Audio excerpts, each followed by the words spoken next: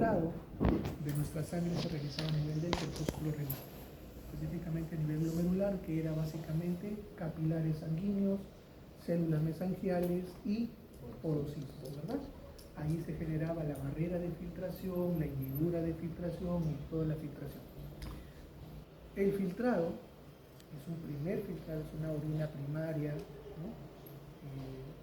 Va a estar, digamos, en un primer momento a nivel del espacio urinario o espacio de Bowman, y luego a través de, se dice es el polo urinario, y a través del túbulo proximal ingresa ya al sistema tubular, ¿de acuerdo?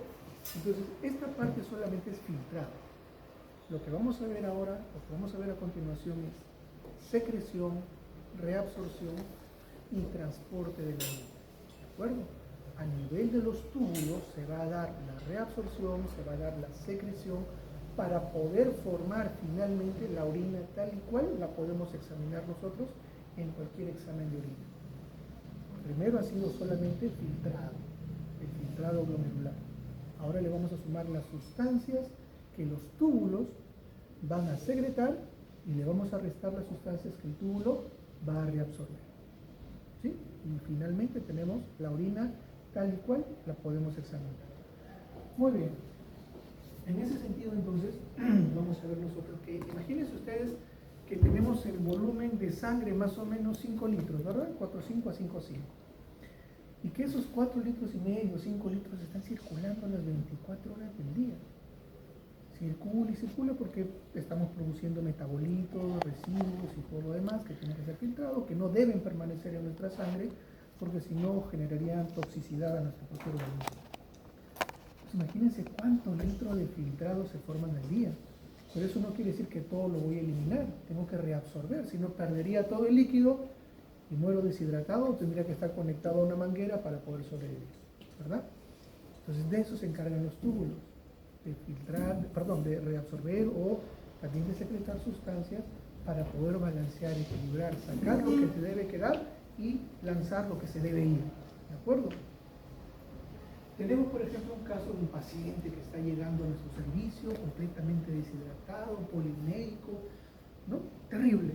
Y menciona de que en las últimas semanas ha notado que su volumen de orina, ¿no?, se ha incrementado notablemente. Más o menos orinamos 1,5 litros de orina al día, ¿verdad? Es lo que estamos produciendo. Pero él dice que orina 3 litros de orina, 3 litros, 3,5 litros, 4 litros de orina. Entonces, algo está sucediendo a nivel de nuestro riñón que favorece que el agua de nuestro cuerpo se vaya. La persona deshidratada, polinémica, como la vemos ahí, ¿no? Como por ejemplo en los casos de diabetes insípida. ¿Correcto? Se alteró un segmento tubular y ya no se reabsorbe el agua se está yendo. Eso es lo que debemos preocuparnos. Que otras sustancias también se pueden ir perdiendo, sodio, cloro, cualquier otro elemento a nivel de nuestro orina. Habíamos verificado nosotros esto ya la vez pasada, lo que era el corpúsculo renal con su hoja parietal de la cápsula de Bowman, su espacio urinario, espacio de Bowman, su glomérulo o ovillo glomerular, que es la parte de los capilares sanguíneos, mesangios, células mesangiales y podocitos. Luego teníamos el polo vascular, que es por donde ingresa la arteriola aferente, ¿no? Se realiza esta capilaridad, estos capilares se espumosan entre ellos y sale la arteriola eferente.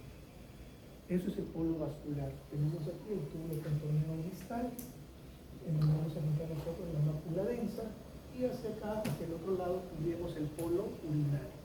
Por aquí, la orina filtrada, la orina primaria, se elimina a través del túbulo proximal. Muy bien, entonces eso es lo que tenemos hasta ahora. Lo mismo, miren ustedes, acá son los glomérulos que están contiguos. Igual tenemos aquí la mácula densa, esto sería el polo vascular, esto sería el polo vascular, la mácula densa, ahí tenemos el corpúsculo renal. Y los túbulos alrededor, túbulos proximales, túbulos distales, ya vamos a ver ahora de qué se trata eso. Otro corpúsculo renal, miren ustedes, esto es el glomérulo, ¿sí? Tratan los podocitos, miren ustedes, las células mesangiales, los capilares con sus células endoteliales, el espacio de Bowman, el polo urinario, se está yendo este túbulo contorneo proximal, y aquí tenemos el polo vascular con la mácula corteza, por aquí estamos en una arteriola, miren, es una arteriola, perfecto, muy bien, hoja palital de la cápsula de goma, si tenemos los porocitos son la hoja visceral y la cápsula de goma, muy bien. Vamos a ver ahora entonces la parte tubular, ¿de acuerdo?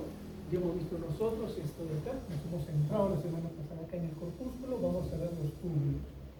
Y para esto se le ha coloreado para que podamos diferenciarlo de una manera más fácil. La parte naranja, que sale justamente de acá del glomérulo, del corpúsculo renal, está saliendo, es lo más próximo al glomérulo, será el túbulo proximal. ¿De acuerdo? Lo más próximo en naranja, túbulo proximal. Como vemos en la figura, tiene un área o un segmento que es contorneado, túbulo contorneado proximal, y tenemos una zona recta o gruesa. ¿Sí? Esta es la porción gruesa del asa de Henle. Toda esta estructura que vemos acá es asa de Henle. El asa de Henle tiene una porción descendente y una porción ascendente. La porción descendente tiene una porción gruesa y una porción delgada. La porción ascendente tiene una porción delgada y una porción gruesa. ¿De acuerdo? Entonces, el túbulo proximal está formado por un segmento contorneado y una zona gruesa. Muy bien. Entonces, es lo que estamos viendo allí. El túbulo proximal está formado por una porción contorneada que se llama túbulo contorneado proximal y una porción recta o gruesa llamado extremo grueso descendente del asa de Henle. Muy bien, esas dos estructuras tienen el túbulo proximal. Y aquí lo estamos viendo, ¿sí?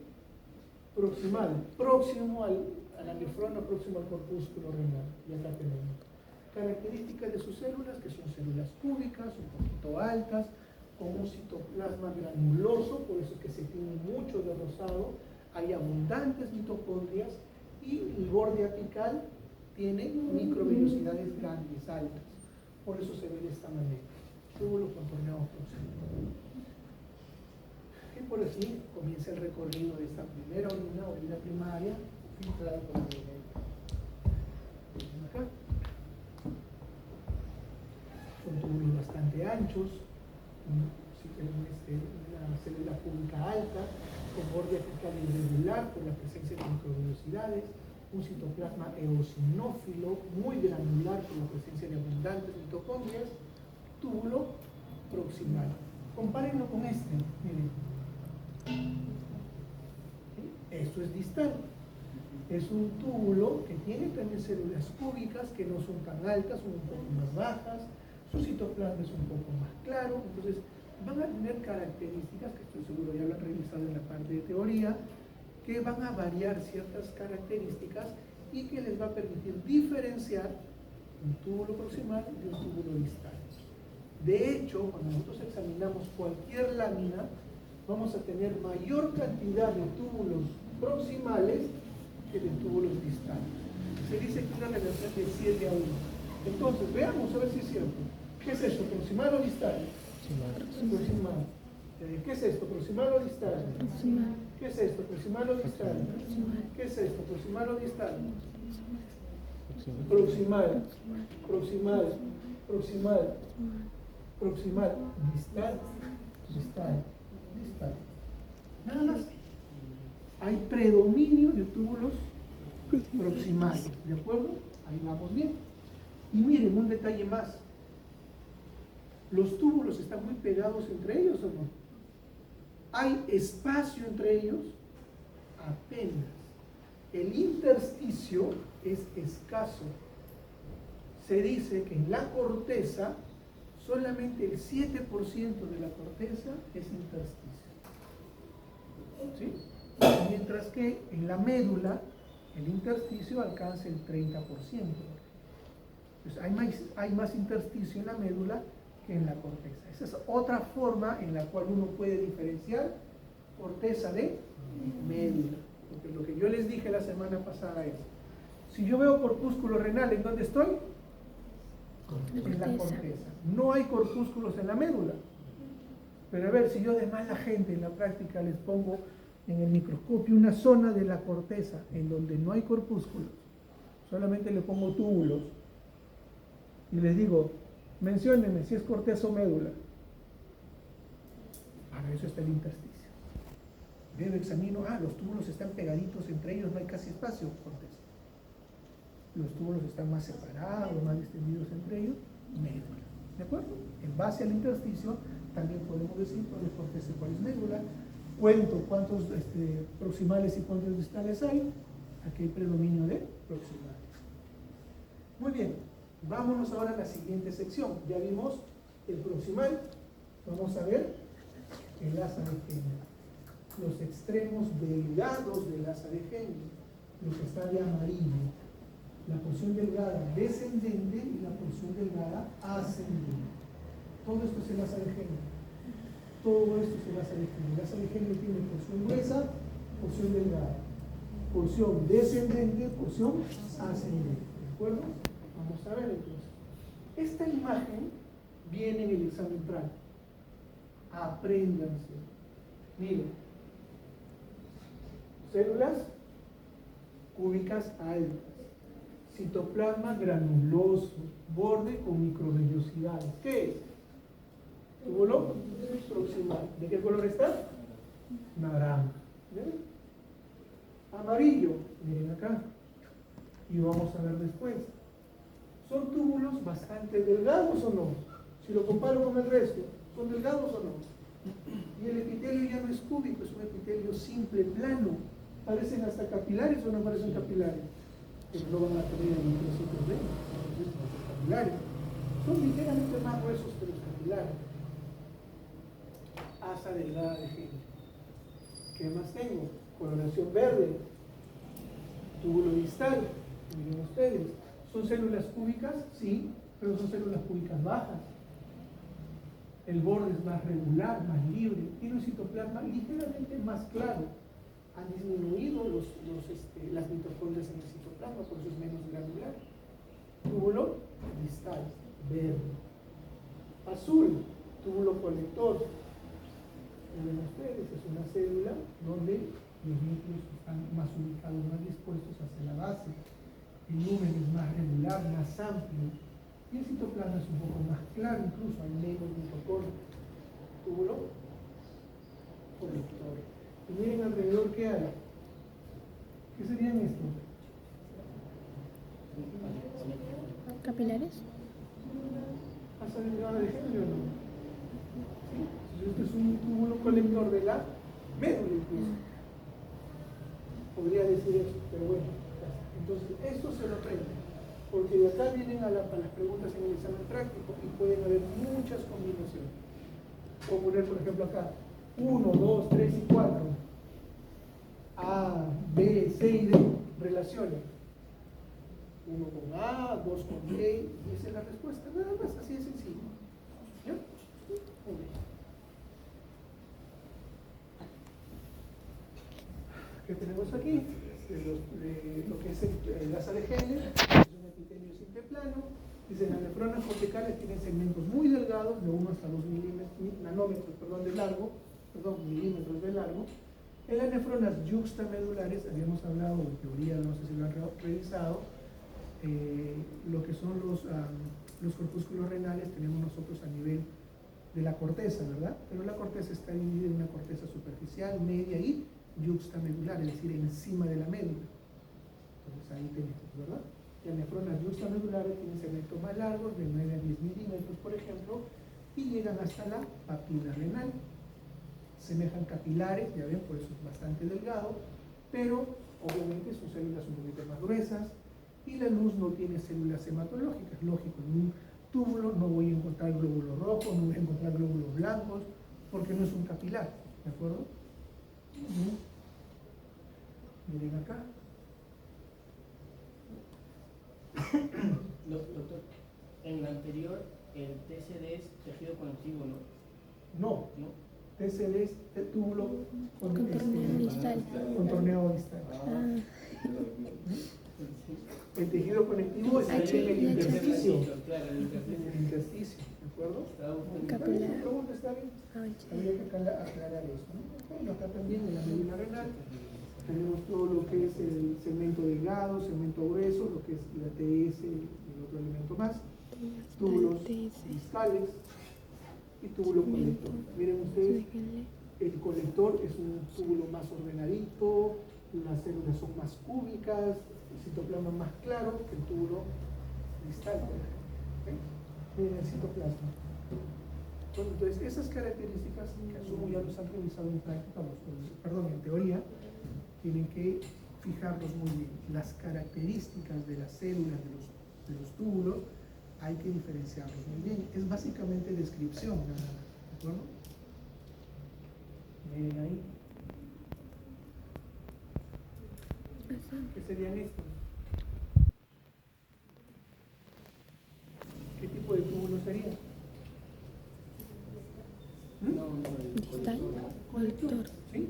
Tienen una luz muy definida, sus células son cúbicas, su citoplasma bastante claro. ¿Y estas qué son? Asa de Henle. Bastante sencillo, ¿verdad? ¿En dónde estoy? ¿Corteza o médula? Médula. Vámonos a la parte verde, túbulo distal. Ya vimos túbulo proximal, asa de Henle, porción delgada. Vámonos al túbulo distal. Tiene también una porción recta, como ustedes pueden apreciar acá, y una porción contorneada. Igual que acá, porción contorneada, porción recta. Esto también, porción recta, porción contorneada. En la porción recta, que es básicamente el extremo grueso de la porción ascendente del asa de Henle. ¿Qué vamos a encontrar acá? Es un epitelio simple cúbico, pero bajo. ¿Qué otra característica más? Su núcleo es redondo y está dispuesto en el medio de la célula, es central. Están unidas sus células por uniones ocluyentes, no es permeable al agua, no es permeable a la urea, apréndanse eso también. Tiene bombas de cloro y de sodio, lógicamente, para llevar el cloruro de la luz al estroma. Producen la proteína de Tans-Hofal y tenemos presente aquí una estructura muy importante. En el túbulo distal vamos a encontrar la mácula densa, ¿de acuerdo? ¿Qué es la mácula densa? Básicamente es una estructura que pertenece al túbulo distal y es la zona de las células que la conforman que sufren un cambio, una variación. Hemos dicho que su epitelio es cúbico bajo, ¿sí? Y las células también están ordenadas. Pero cuando llega a esta zona, a formar la mácula densa, las células se apretan un poco más, por eso hay mayor densidad, y se tornan un poquito más altas. Por lo tanto, se ve literalmente como una mancha densa, mácula densa. Pertenece a el túbulo distal. Y está entre las arteriolas aferente y eferente. Ahí forma un espacio. Arteriola aferente, eferente, y aquí está el túbulo distal, y en esta proximidad está la mácula densa. Muy bien. Luego nos vamos a la porción contorneada. Su epitelio también es un epitelio cúbico simple. El citoplasma es más claro que la del túbulo proximal. Sus núcleos son redondos, pero están hacia la parte apical, hacia el borde superior, se orientan hacia el borde superior. Tiene pocas mitocondrias, es decir, es poco granular, por eso se ve también más claro, no se tiñe tanto, no es permeable al agua, no es permeable a la urea. Y en el plasmalema vasolateral, es decir, en los lados de la célula y en la base, encontramos bombas de sodio, potasio, acetilasa. ¿Qué es lo curioso? Que en presencia de la aldosterona, ¿se acuerdan ustedes? Sistema renina, aldosterona, que tiene que ver con el manejo de presión arterial, reabsorben activamente el sodio y secretan el potasio y el hidrógeno. Acuérdense siempre, si yo por algún momento estoy reteniendo un ion positivo, tengo que también eliminar otro ion positivo para mantener el equilibrio de las cargas. Entonces, si yo retengo, si yo reabsorbo el sodio que se está yendo, ¿qué tengo que eliminar? Potasio e hidrógeno para equilibrar. ¿Y esa es la función de qué? De la porción contorneada del túbulo distal. ¿De acuerdo? Esas cositas se lo aprenden. Son preguntas para teoría. Y aquí tenemos también la diferencia entre, ¿qué sería esto? Túbulo proximal. Proximal, ¿y esto? Distal. Lo mismo, túbulos distales, túbulos proximales, ya comenzamos a notar un poco la diferencia. Como ven ustedes, el citoplasma es más claro que estos de acá, ¿verdad? Estas son células más altas incluso, estas son un poquito más bajas. Su luz es un poco más regular, es más estrellado y irregular. Con eso comenzamos a ver las diferencias entre uno y otro tipo de túbulos. ¿Qué tendríamos ahí?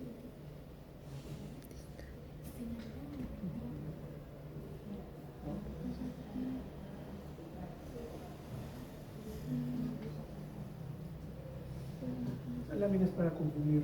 Esta no la vamos a incluir en el examen, ¿eh? Es de mala fe. Igual podríamos diferenciar, miren ustedes, tenemos células cúbicas que no son tan altas, son cúbicas sí, pero un poco bajas. ¿Sería más proximal o distal? Más proximal, ¿verdad? Sí, en general son perdón, distales. Distales. Más distales, no proximales, distales. Mira, el epitelio es un epitelio cúbico, ¿no? Pero es un epitelio cúbico bajo. Y la luz es bastante regular. Proximales son irregulares, son más altas, más un citoplasma más rosado, más eosinófilo.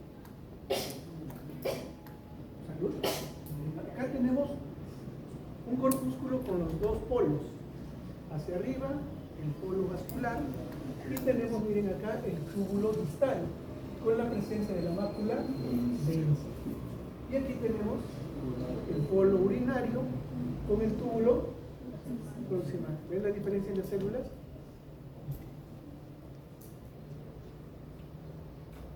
El aparato yuxtaglomerular. Aparato que está encima, yuxta o próximo al glomérulo.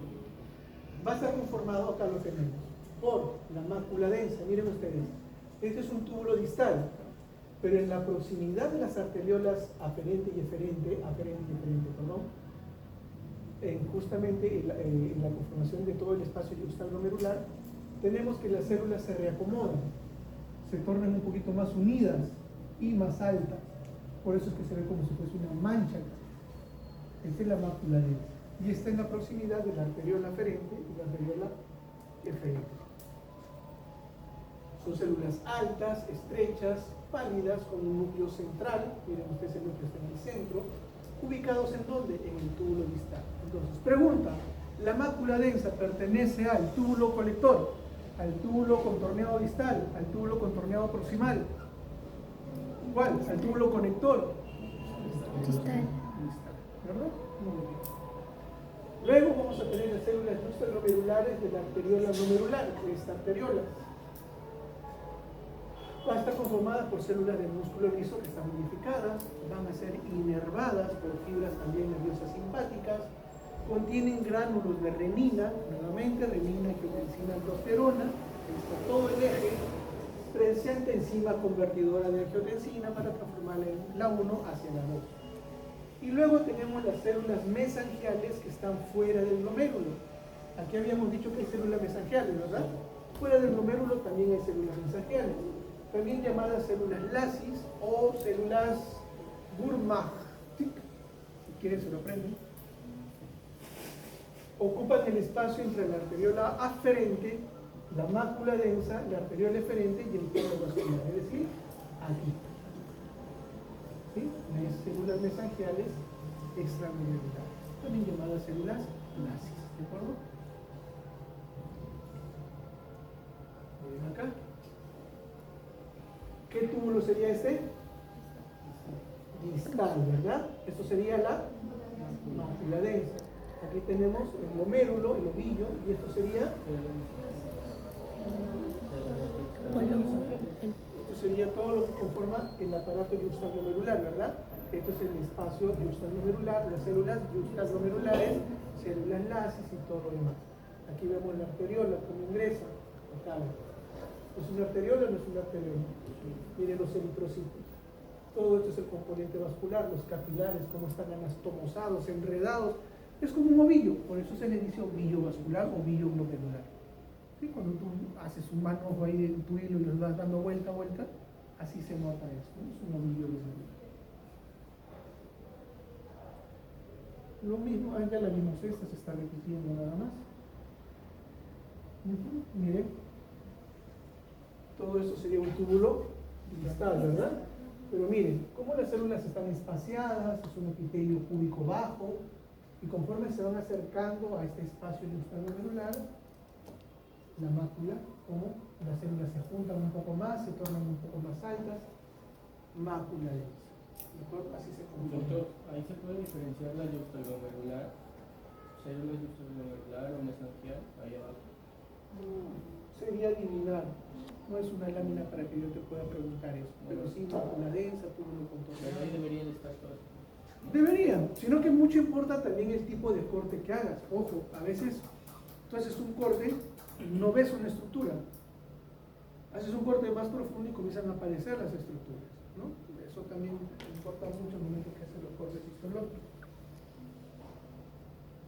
Esta imagen ya la vimos la vez pasada también, ¿verdad? Ahí tienes un poco más de datos, miren acá. ¿Qué sería esto? Bueno, y aquí, las células. Células lasis. Vamos ahora a la siguiente zona de túbulos. Ya hemos visto túbulo proximal, asa de Henle y túbulo distal. Ahora nos quedan los túbulos colectores.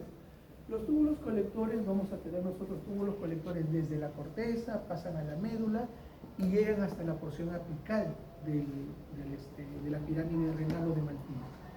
¿De acuerdo? Entonces vamos a tener nosotros túbulos colectores a nivel de la corteza, primero.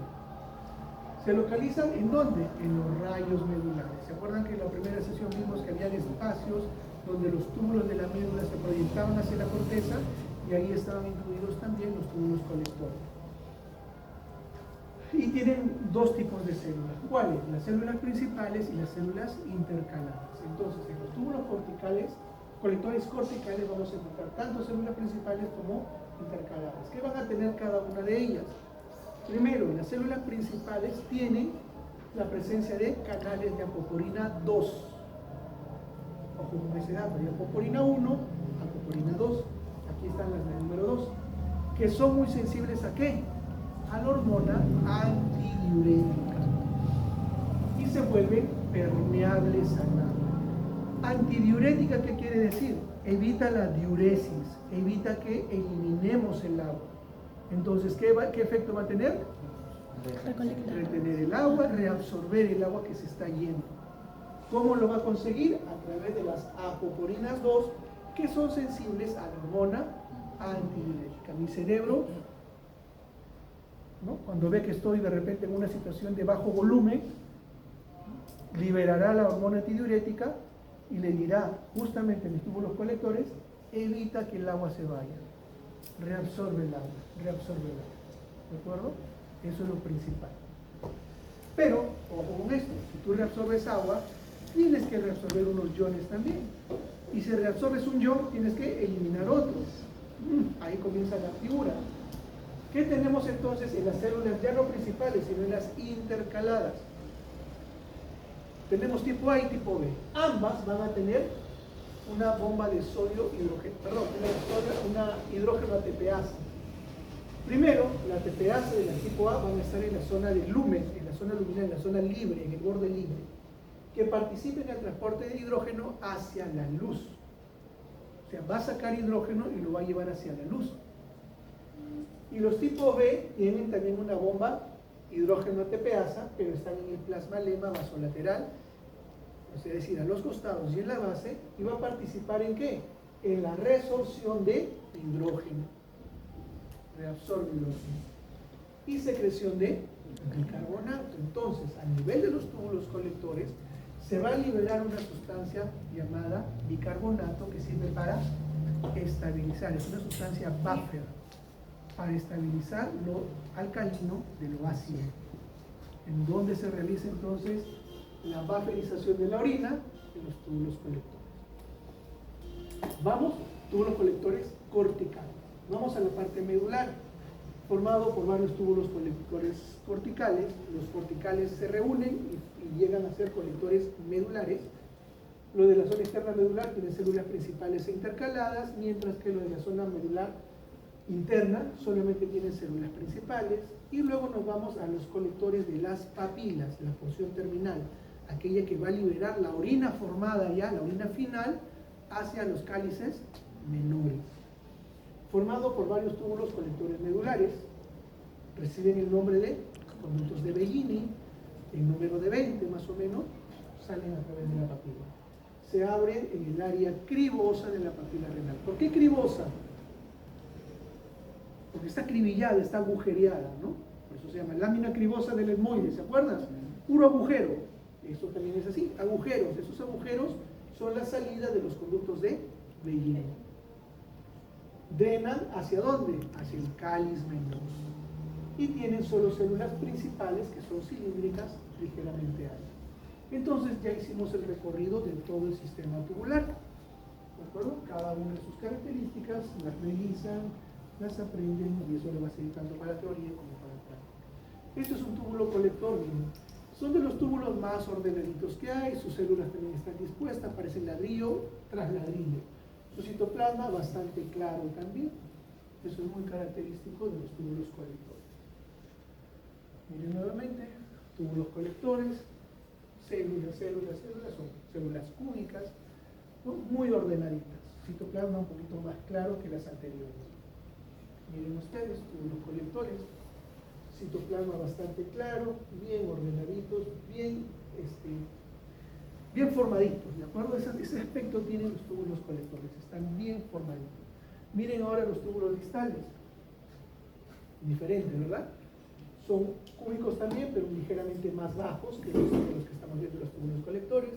Un citoplasma un poquito más eosinófilo que los túbulos colectores, y la posición de los núcleos también varía bastante, ¿no? Esto es lo que les estaba mencionando, el intersticio. Miren, cuando hablamos de corteza, el intersticio es escaso. Túbulo, casi pared a pared, como si estuvieran espalda con espalda, cuidándose todas ellas. El intersticio es escaso, 7% nada más. Mientras que en la médula, miren ustedes, todo esto es intersticio. ¿Es más abundante o no? ¿Sí? 7%, 30, 32% por ahí. En la corteza el intersticio es apenas perceptible. Es el tejido de sostén que rodea túbulos, capilares peritubulares, biomédulos y también paquetes vasculonerviosos. En la médula hay progresivamente, conforme pasamos de la corteza a la médula, progresivamente hay más tejido intersticial al profundizar desde la corteza. Nos vamos profundizando, más intersticio, más intersticio. Muy bien. Esto es la papila renal. Aquí estamos viendo el área cribosa, los agujeros, es decir, las salidas de los conductos de Bellini. Y aquí está donde se vierte la orina a nivel del cáliz menor, ¿de acuerdo? Desde el cáliz menor y toda la vía urinaria siguiente va a estar cubierto por una mucosa con un epitelio que tiene nombre propio, epitelio urinario, que va a tener sus características muy particulares. Es un epitelio que tiene varias capas de células, ¿de acuerdo? Pero la característica fundamental es que la capa más superficial está formada por células que son un poquito, yo le digo células rechonchitas, ¿no? Son gorditas ahí, parecen una cúpula, ¿no? Son bastante grandes también, algunas incluso tienen 2 núcleos, ¿de acuerdo? Pero están en esa conformación cuando están relajados, es decir, cuando las vías urinarias no tienen orina, están relajados, ¿no? Pero cuando, por ejemplo, la parte para explicar esto es mejor cuando hablamos nosotros de la vejiga es una bolsa, ¿verdad? Imagínense ustedes que es una pelota. Yo desinflo la pelota, ¿está relajada o no está relajada? ¿Sí? Desinflada la pelota. Pero comienzo a llenarla de aire. ¿Y el aire presiona o no presiona? ¿Sí? Entonces las paredes internas de la pelota van a estar comprimidas por la presión del aire. Lo mismo sucede en la vejiga y en las vías urinarias. Lo lleno de orina y la orina ejerce una presión hacia afuera o no. Entonces ese epitelio, ¿no? Que tenía sus ciertas rugosidades, digamos, y esas células que están bien pronunciadas, se comienza a estirar, como si yo lo presionara. El epitelio se adelgaza incluso y las células se tornan planas mientras está lleno.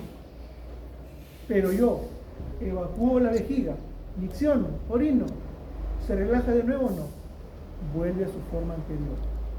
Nuevamente células cupuliformes, grandes, aparentemente aumenta el número de capas celulares.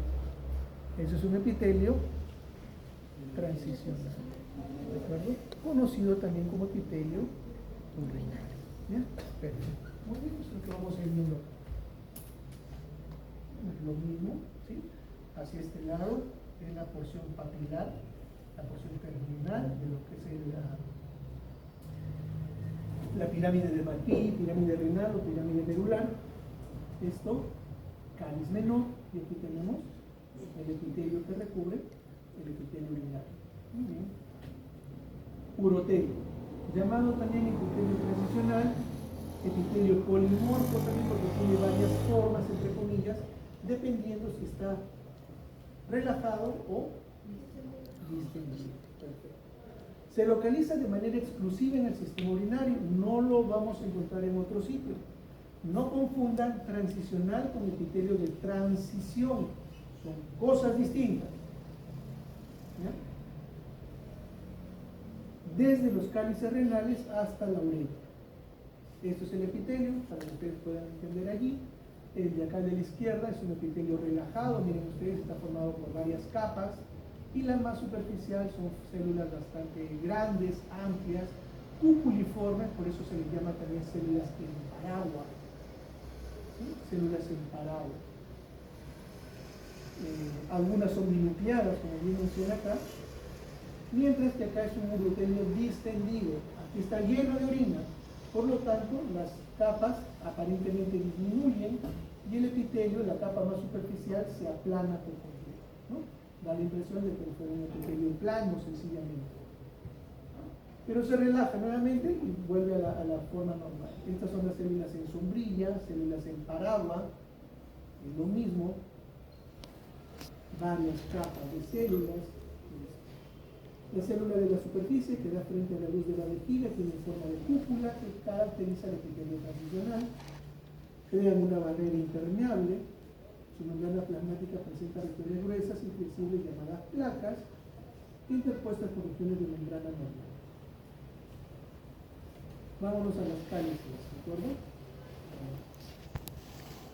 Las cálices, tanto menores como mayores, ¿qué es lo que va a presentar? Incluso la pelvis renal.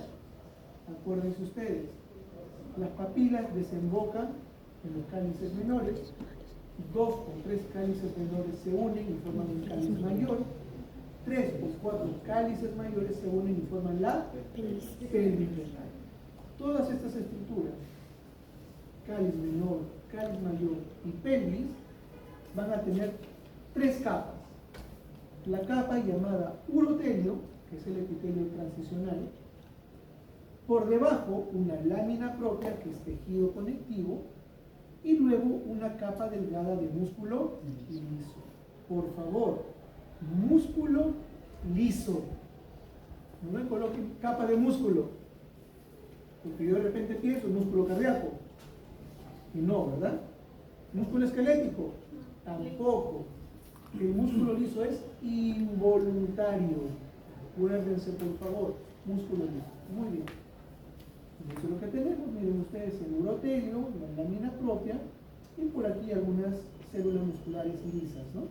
Entonces, esto es básicamente la conformación de la pared de los cálices menores, cálices mayores y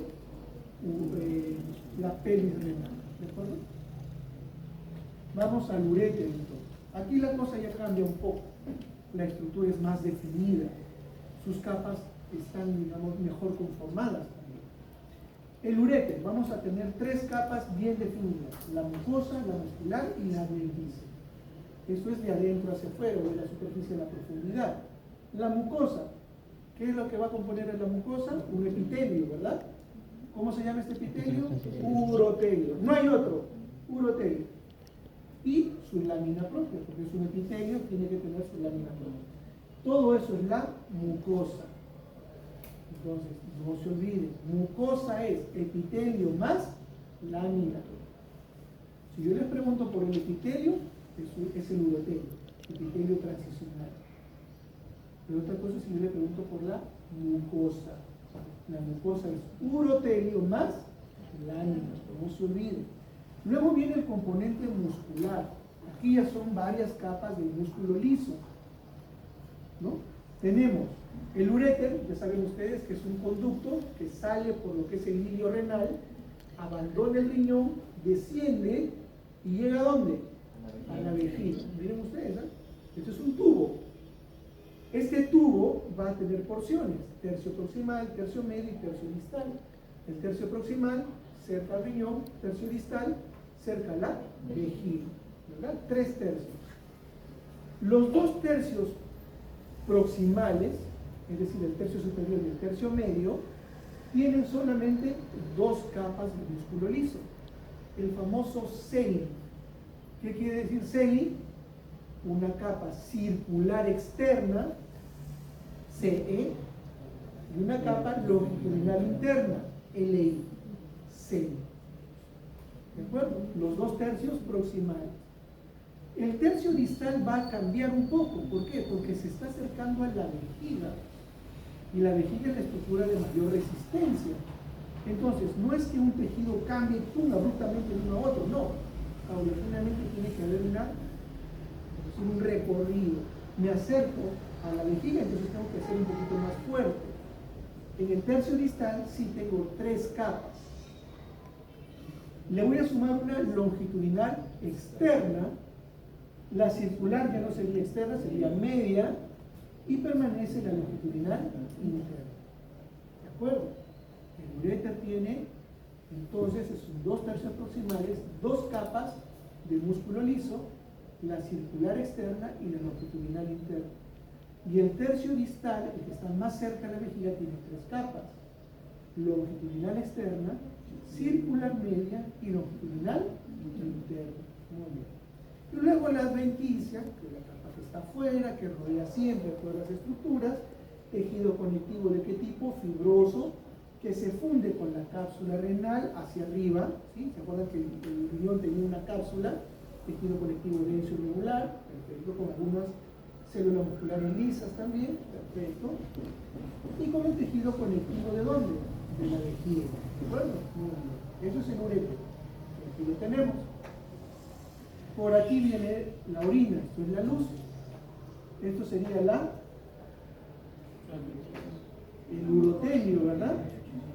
Con su lámina propia. Es decir, todo esto es el epi, todo esto es la mucosa. Esto es el epitelio, esto es la lámina. Perfecto. Luego viene el componente muscular. Si estoy en los 2 tercios superiores, longitudinal externa, circular externa y longitudinal interna. Si estoy en el tercio distal, 3 capas: longitudinal externa, circular media y longitudinal interna. Y por fuera de esto, la adventicia. Muy bien. Y inmerso también en lo que es tejido adiposo. El tejido adiposo se mete por todos lados, ¿no? Es lo que estamos viendo acá. Todo esto es tejido adiposo. Y aquí está la adventicia. Esta es la adventicia, por aquí ingresan los vasos sanguíneos. Siempre la adventicia sirve para que ingresen los vasos sanguíneos, algunos fluidos nerviosos también. Perfecto. Lo mismo, la luz, por aquí viene la orina. Esto es el epitelio transicional o urotelio, la lámina basal. Todo esto es la capa mucosa, y aquí viene la capa muscular, y aquí viene la adventicia. Muy bien. Lo mismo, miren acá, por aquí está la orina. Esto es el epitelio transicional, la lámina propia, todo esto es la mucosa. Luego viene el componente muscular y la adventicia. Vámonos a la vejiga ahora, ¿no? Muy bien. Es una estructura que parece una bolsa, ¿verdad? Va a tener también sus capas bien definidas. Esto es la luz, aquí se almacena la orina, y esto es el epitelio, miren, el epitelio transicional, ¿verdad? Que como ustedes ven, tiene sus rugosidades. ¿Por qué? Porque está relajada. Si estuviera llena de orina, estuviera distendida y todo esto se aplanaría, ¿verdad? Muy bien. ¿Qué vamos a tener acá entonces? El epitelio, la lámina propia, entonces todo esto es la mucosa, luego viene la capa muscular y aquí ya cambia la situación, no se le llama adventicia, se le llama serosa. Ok, vejiga. Nuevamente está conformada por la mucosa, la parte externa, el epitelio se llama urotelio, epitelio transicional o polimorfo, cualquiera de los tres nombres es correcto, ya se los estoy diciendo acá. Luego, debajo del urotelio tiene su lámina propia, en donde vamos a tener dos conformaciones, la superficial y la profunda. La superficial, tejido denso, de tipo irregular. En la región que lo rodea, el orificio uretral contiene glándulas mucosas también, eso es importante, ya veremos por qué. Y en la profunda, tejido conectivo laxo con fibras elásticas. Acuérdense ustedes que esto se distiende, por lo tanto debe acompañarse también de células, de fibras elásticas, ¿no? Muy bien. Luego, el componente muscular sigue teniendo músculo liso y las tres capas. Que venían ya las tres capas ¿de dónde? Del tercio distal, del ureter, ¿verdad? Las mismas tres capas. Longitudinal externa, circular media y longitudinal interna. La circular media, ¿qué particularidad va a tener? ¿Qué forma el esfínter interno? La vejiga tiene dos esfínteres. Un esfínter interno y un esfínter externo. Del esfínter interno ni nos preocupamos, porque al ser conformada por músculo liso es involuntario. O sea, no nos va a responder a nosotros. Lo que nos va a permitir a nosotros controlar cuándo orinamos y cuándo no es el esfínter externo. ¿Ya? Eso lo vamos a ver a continuación. El esfínter externo va a estar formado por básicamente el músculo detrusor, músculo del piso de la pelvis. Es músculo esquelético. Ya no es músculo liso, es músculo esquelético, voluntario. Y es el esfínter que nosotros entrenamos desde que nacemos, nuestro sistema nervioso comienza a madurar, pasan los meses, por eso usamos pañal, hasta que logramos dominar, controlar nuestro esfínter externo. Y dejamos de orinarnos en los pañales, orinarnos en las camas, ¿verdad? Es un periodo por el cual todos hemos pasado. ¿Ok? Muy bien. Y luego la adventicia o serosa, básicamente, tejido conjuntivo, denso, irregular, colagenoso, con fibras elásticas, y en algunas áreas está cubierto por peritoneo y en otras por grasa. ¿De acuerdo? Hay que tener en cuenta eso. El peritoneo es esa capa que va a estar revistiendo toda la parte interna de nuestra cavidad abdominopélvica, por eso se lo menciona acá. Esa es la vejiga, miren ustedes, hacia la luz tenemos nosotros el epitelio, la lámina y el componente muscular, miren ustedes, que es abundante, ¿verdad? Ya no es como el uréter, aquí la vejiga es mucho más abundante. Y por debajo vendría ya la serosa. ¿Qué vamos a encontrar acá nuevamente? Entonces tenemos la vejiga. Miren, la vejiga va a tener un trígono o triángulo, ¿de acuerdo? Hacia la salida. La punta o vértice del triángulo vesical o trígono vesical va a ser el orificio uretral. El orificio que va hacia la uretra. Ya no uréter, uretra. Mientras que los dos orificios de la base van a ser los orificios ureterales. Ahí sí, uréteres, que son los orificios por donde ingresa el uréter a la vejiga. Ahora, el uréter tiene una forma de ingresar que atraviesa toda la pared de la vejiga y forma como una especie de reborde. Y se acuerdan que mencionamos que había glándulas también mucosas, mucoides. Es justamente para qué? Para que esta estructura no permita que la orina regrese al uréter. Sirve a manera de esfínter. Entonces tú te puedes parar de cabeza y la orina no va a regresar a tu riñón. Permanece en tu vejiga. ¿De acuerdo? Muy bien, entonces salimos por la uretra va a tener tres porciones. La primera, la uretra prostática, que atraviesa justamente la glándula prostática, Luego sale de la próstata y se continúa por un espacio muy reducido, la uretra membranosa, que es justamente membranosa porque está interceptando aquí todas las aponeurosis de los músculos de la base de la pelvis. Se entrecruzan a través de justamente este tejido conectivo, que forma una especie de membrana. Pero hay músculos esqueléticos. Y ahí es donde está el esfínter externo. El esfínter conformado por músculo esquelético voluntario. Ese es el esfínter que debemos controlar. Y luego se continúa con lo que es la uretra peneana o uretra esponjosa. Porque ese segmento de la uretra, que es la más larga justamente, se va a discurrir todo el cuerpo del pene dentro de la uretra esponjosa. Uretra peneana o uretra esponjosa. La uretra femenina, ¿qué características particulares va a tener? Obviamente la uretra femenina es corta, pequeña. El urotelio pasa de ser un epitelio cilíndrico pseudoestratificado. Miren cómo varía, ya no es el epitelio tradicional, ¿verdad? Es un pseudoestratificado, epitelio cilíndrico pseudoestratificado, pasa luego a ser un epitelio escamoso estratificado, no queratinizado. Es una mucosa. Y acuérdense ustedes que la uretra, tanto en varón como en mujer, es básicamente la porción terminal de nuestro sistema urinario y que va a salir, va a ir al exterior. Y en el exterior, ¿qué tenemos nosotros? Piel, epitelio estratificado plano, queratinizado. Entonces, antes de llegar a queratinizarse, ¿qué tiene que hacer? No queratinizado. Y es lo que tenemos ahí. La porción última de la uretra femenina es epitelio estratificado plano, no queratinizado.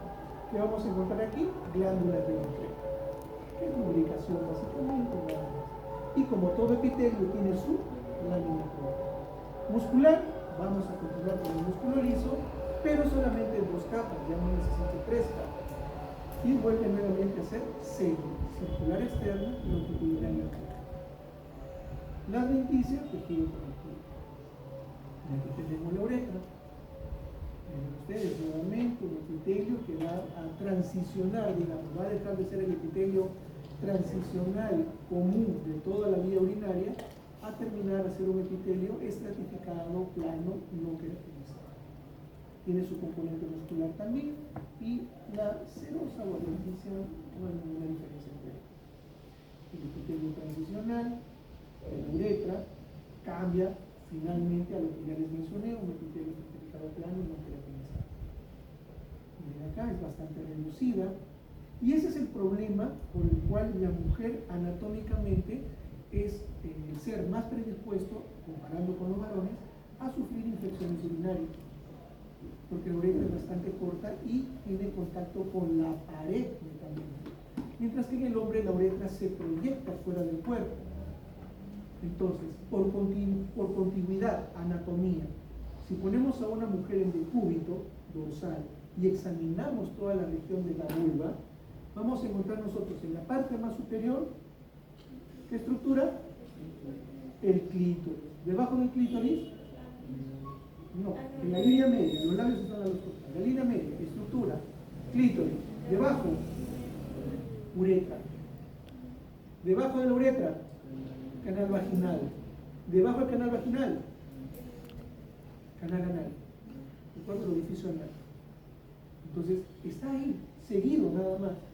Por eso es que las niñas, las más pequeñitas, en ese tránsito de aprender a limpiarse y todo lo demás, o incluso cuando usan pañales, las bebitas, las mujeres, es más fácil que la contaminación de las heces pase por proximidad hacia la uretra. Y las mujeres sufren infecciones urinarias de manera más frecuente que el hombre. El hombre tiene el pene, el cuerpo del pene. Entonces, para que ingresen los gérmenes es complicado. No quiere decir que no puedan tener o no podamos tener infecciones urinarias, claro que sí. Pero la de mayor frecuencia son las mujeres. Además, por costumbres también. Una forma de limpiar o mantener limpia, entre comillas, nuestra vía urinaria es orinando, no reteniendo la orina. ¿Quiénes retienen la orina más? ¿Los hombres o las mujeres? Primero porque anatómicamente su vejiga tiene más volumen. Y segundo, por favor, ustedes no orinan en cualquier lado, pero miren por la ventana, va a ver a un varón en la esquina. ¿O no? ¿Sí? Para el hombre no hay problema, entre comillas, no es higiénico, obviamente, no debería hacerse, pero pues un hombre tiene ganas de orinar, listo. Los conductores, hasta su botella lleva, ¿no? Se cuadran ahí, comienzan a orinar en su botella, o si no, al aire nomás. Una mujer no hace eso, retienen más tiempo, entonces mecánicamente no hay ese arrastre de gérmenes, tienen más tiempo para reproducirse y formar costumbres, ¿no? Muy bien. Estas son las glándulas del ITRE, son células básicamente. Yo siempre le digo, parecen huevos fritos, ¿no? Una clara alrededor y su yemita dentro, una yema morada, que raro, pero parecen huevos fritos. Las glándulas del ITRE, también llamadas intraepiteliales. Luego tenemos nosotros en el hombre, ya la cosa cambia. Les mencionaba ahí que tiene 3 porciones básicamente, mide entre 15 a 20 centímetros y se abre al exterior a través de una estructura llamada glande. ¿De acuerdo? La uretra masculina, la uretra está formada por 3 segmentos o 3 partes: prostática, membranosa y esponjosa. La prostática mide 3 a 4 centímetros y aquí hay cambios en los epitelios más dramáticos todavía. En la uretra prostática el epitelio sigue siendo transicional. En la uretra membranosa, que es la más pequeña, mide 1 o 2 centímetros, atraviesa la membrana perineal, es decir, el diafragma urogenital.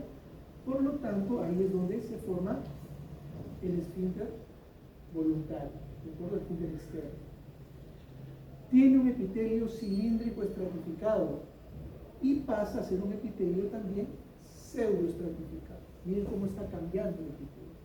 Finalmente, la uretra esponjosa, también llamada peniana, atraviesa el cuerpo esponjoso del pene, pasa de un epitelio cilíndrico estratificado a un epitelio pseudoestratificado y finalmente en la porción más externa, la fosa navicular, ¿sí? Que es una pequeña dilatación antes de llegar al meato urinario, una dilatación, allí cambia ¿a qué? A un epitelio estratificado no queratinizado. Miren ustedes, hay variación en el epitelio, ¿de acuerdo? Este es un corte a nivel de justamente de la base del peine, en donde podemos encontrar nosotros desde conformación de la vesícula seminal, algunas glándulas también presentes, los cordones, los conductos deferentes, también tenemos la uretra y glándulas de la ámpula o glándulas ampulares, ¿no? Glándula prostática también. Entonces, a nivel de la base de la pelvis del hombre podemos encontrar múltiples estructuras, ¿no? Y esto es lo que se ha realizado acá. Miren, se hace un corte y pueden obtener ustedes componentes de la uretra, pueden obtener ustedes componentes de la próstata. A la próstata no se olviden ustedes que va a estar muy cercano, muy próximo en la parte posterior, las vesículas seminales, ¿de acuerdo? Los conductos seminales también, ya se verá en otro momento, y todo eso al cortar es esta imagen histológica que nos muestra, ¿no? Miren acá, es la vejiga, la uretra prostática, la uretra es membranosa y la uretra peniana o esponjosa. Justo antes de ingresar a lo que es el componente peniano de la uretra, existe también la presencia de algunas glándulas, las glándulas vulvoretrales, también llamadas glándulas de Cooper, ¿no? Estas dos glándulas pequeñas del tamaño de una arveja, de un guisante, dice, durante la fase de excitación van a secretar una sustancia, un líquido claro, fluido, de naturaleza alcalina, que va a recorrer toda la uretra, ¿no? Es básicamente, al ser alcalino, una forma de protección a los espermatozoides. Acuérdense ustedes que los espermatozoides y el líquido seminal tienen naturaleza alcalina, mientras el pH vaginal es ácido, ¿sí? El pH vaginal lo que va a hacer es evitar justamente que los espermatozoides depositados en la cavidad vaginal tengan un ambiente próspero. No, los va a atacar, ¿sí? Entonces, para eso sirven nuestras glándulas vulvoretrales. Nuevamente, acá tenemos vulvoretrales, o también llamadas glándulas de Cooper. Miren acá. Estas son las glándulas. Luego, básicamente el cuerpo del pene va a estar conformado por tres estructuras fundamentales. Hacia arriba, hacia la parte dorsal, vamos a tener dos elementos llamados cuerpos cavernosos, en la parte superior y lateral. Y en la parte inferior y media, el cuerpo esponjoso que va a contener la uretra.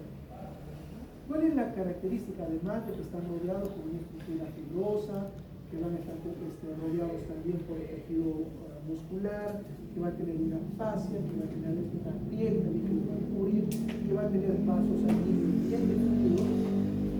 Lo característico es de que estas estructuras, tanto cavernosas como esponjosas, están conformadas por estructuras vasculares, bastante irregulares y que son virtuales. ¿Qué quiere decir virtuales? Que mientras el pene se encuentre flácido, estas estructuras no se van a poder visualizar. Pero una vez que se ingresa en la fase de excitación, va a haber una vasodilatación, lo que va a permitir que la sangre venosa ingrese tanto al cuerpo cavernoso como esponjoso y estas estructuras se llenen de sangre, lo que va a permitir justamente el crecimiento del miembro viril en sus dimensiones y también su rigidez. Pues toda esta fisiología que tiene que ver con las estructuras histológicas que están preformadas van a permitir justamente la cópula. Si esta situación no se diera, si no hubiese la vasodilatación, no hubiese el llenado de las estructuras, tanto el cuerpo cavernoso como el esponjoso, y es más, si no se pudiese sostener esta erección, la cópula sería imposible. ¿Sí? Se necesita justamente que estas estructuras funcionen de buena manera. ¿Para qué? Todas estas estructuras tienen como una especie de válvula. Entonces, una vez que ingresa la sangre, se cierran las válvulas y la sangre no retorna. Por eso es que el pene se mantiene erecto hasta que ingrese la fase de relajación después de eyacular. Entonces, una vez que entra la fase de relajación, los esfínteres se aperturan y la sangre retorna y el pene se torna flácido. Es toda una organización, digamos, del aspecto fisiológico, pero basado en ¿qué? En las estructuras histológicas. Si estas estructuras vasculares no estuviesen distribuidas a nivel del cuerpo cavernoso, de los cuerpos cavernosos y esponjosos, no se aperturaran, no podría haber eso. ¿De acuerdo? Acá tenemos el tallo, el cuerpo cavernoso, el cuerpo esponjoso con la uretra en medio de él, ¿no? Y justamente es esponjoso para proteger esta estructura uretral. Lo mismo, miren acá los espacios cavernosos y aquí el esponjoso con la uretra. Nuevamente, esto es netamente la uretra esponjosa. Aquí tenemos la uretra, todo esto es el cuerpo esponjoso con las estructuras vasculares que se están dilatando. Como resumen, los túbulos, vemos nuevamente la parte tubular, distales, proximales y colectores tienen epitelio simple tubular de base. Los únicos que tienen epitelio simple plano son los o las asas delgadas los componentes delgados de la salud, ¿verdad? Muy bien. El asa delgada de Henle se asemejan capilares, pero lógicamente en su luz jamás vas a encontrar eritrocitos, leucocitos o plaquetas. La mácula densa pertenece a quién? Al túbulo distal. Es una variación, una modificación de las células del túbulo distal. En el momento que pasa justamente por el polo vascular, ¿de acuerdo? Ahí se modifica. Los túbulos colectores tienen tres porciones: cortical, medular y apilar. Los túbulos colectores tienen un área cortical, un área medular y la papilar. ¿Cómo se llama en la parte papilar? Conductos de Purkinje. Tienen nombre propio, ¿no? El urotelio se encuentra desde los cálices menores, mayores, pedias renal, uréter, vejiga, uretra, salvo en las porciones finales de la uretra que se modifican. La parte más externa es un epitelio estratificado plano, no queratinizado. Muy bien.